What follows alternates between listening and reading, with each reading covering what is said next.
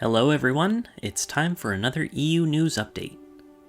For the past 2 weeks, there has been another Hasbro fan poll on Facebook and Instagram to determine which 3.75-inch Black Series figure will get re-released as part of the Hasbro Vintage Collection. This poll was between 5 figures that have previously been made, and fans got to vote for whoever they wanted to come out once per day until April 23rd. This was just to determine which figure gets a second release. So while not as exciting as past fan polls where fans got to choose any Star Wars character to be made into a figure, this fan poll, to go along with the plethora of EU news we've been getting lately, features 2 EU characters of the 5. Dylan, part of the Twin Suns Foundation and the ExpandedUniverse.com, has undertaken the massive effort of tabulating all the votes. Of the choices, we had the Republic Trooper from the Old Republic, Starkiller, Weequay from Return of the Jedi, Ahsoka Tano, and the Imperial Tank Driver, who is apparently from Rogue One. While Hasbro hasn't officially announced who won the poll yet, according to Dylan's findings, the Old Republic Trooper is the true victor, with Starkiller following in second place, meaning that the only 2 Expanded Universe figures dominated the poll, and it wasn't even close. I'll leave a link to Dylan's findings in the description if you want to check it out. This wasn't just the EU movement that was campaigning for the EU characters to win. Hardcore collectors rallied to get Republic Trooper and Starkiller in the top 2 spots, over original trilogy, TCW, and Disney canon figures. In other news, we got a new Legend short story. It's always a nice thing when you get more of exactly what it is that you're campaigning for. It's on the main website for the Old Republic, and it stars Aaron Lenner, who you may remember reading about in the Deceived novel. It's titled Quite a Story to Tell, and it ties into the most recent expansion. It's not very long, but I'll leave a link to it in the description if you want to go check it out. So this is great for a number of reasons. Since the decanonization of the EU, you might find EU haters online saying, "There is no way that the EU can be continued. It's non-canon. It's impossible." But since 2014, there's actually been a small handful of short stories on the Old Republic's website, mainly to tie into whatever recent expansion has just come out. But they're so short, and the Old Republic era is so massive, that you could really release these stories like every other month. It would keep people's interest in the Old Republic, and you can expand on things that the game didn't cover. So please, make more of these short story tie-ins. And if you'd like to, you can thank Caitlin Sullivan Kelly on Twitter for writing this brief, yet interesting tale. On Friday, April 16th, the Republic Commando physical editions became available for pre-order for PS4, Switch, and PC on limitedrungames.com.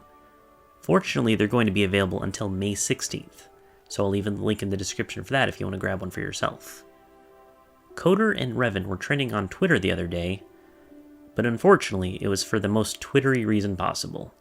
Someone made a controversial post, and it blew up for some reason, getting people to talk about gatekeeping and general internet drama. The post in question reads, "One of the worst things about Disney acquiring Star Wars is that now people that never cared about it are like, OMG, Star Wars is like the bestest ever. I'm totally a fan. I've been one since 2015.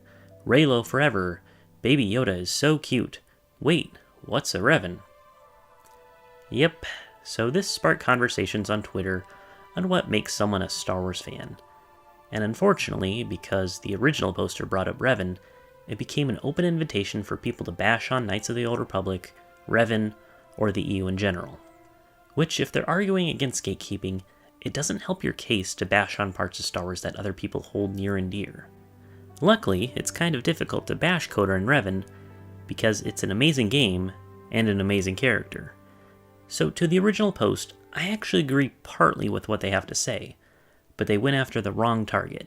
They were mocking new fans, the casual fans, the normies, which isn't cool, because at one point, each and every one of us was the noob who didn't know anything about the franchise we were stepping into. The real tragedy is the new fans stepping into Star Wars probably might not be aware of the whole history of Star Wars before 2015. And that honestly is one of the worst things about Disney acquiring Star Wars.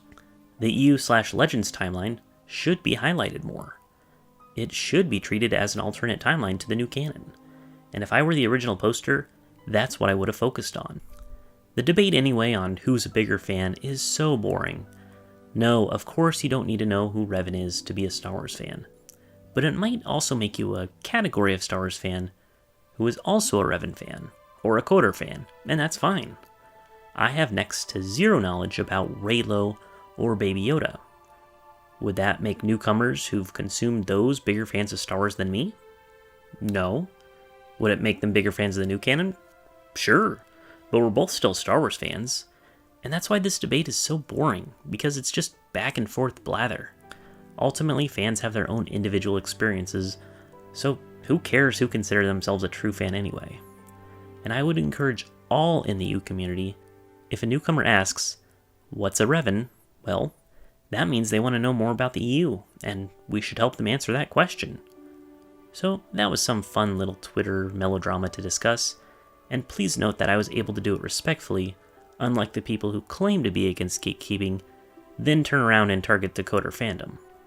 But luckily, I won't ever have to talk about it again, because I know my fellow lovely EU fans will never gatekeep from this point on. Can we all agree on that? Hey, I got an idea. Let's push for more Legends and Disney canon content to be made. Knights of the Old Republic is an amazing game. Listen to James Gunn if you don't believe me. Speaking of Knights of the Old Republic, another rumor popped up of a KOTOR remake. Now, rumors like these are nothing new, but this one seems to contain a little more credibility.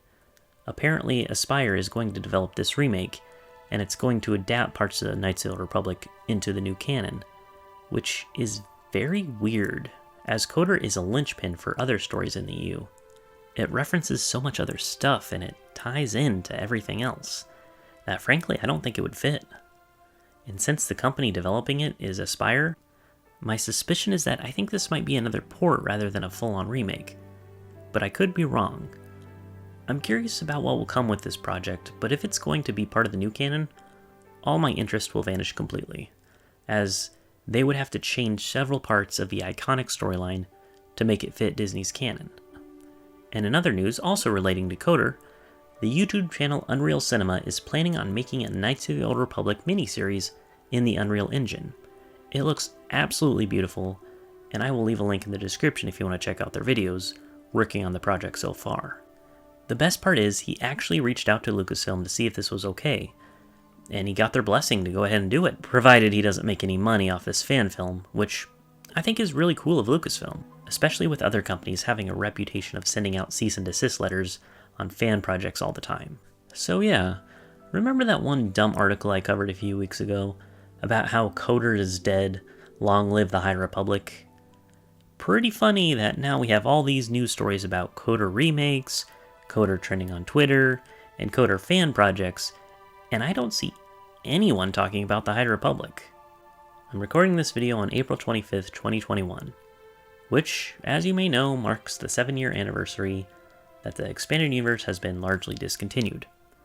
Hearing people take interest in the EU and getting EU merchandise and getting re-release stuff is all great news.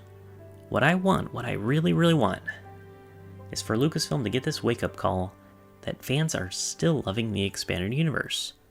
We want more of it, and we want to see it continued in whatever capacity. Maybe now that we're getting all this EU-related stuff, that could be what's coming up next. I don't know what the future holds. We'll just have to wait and see.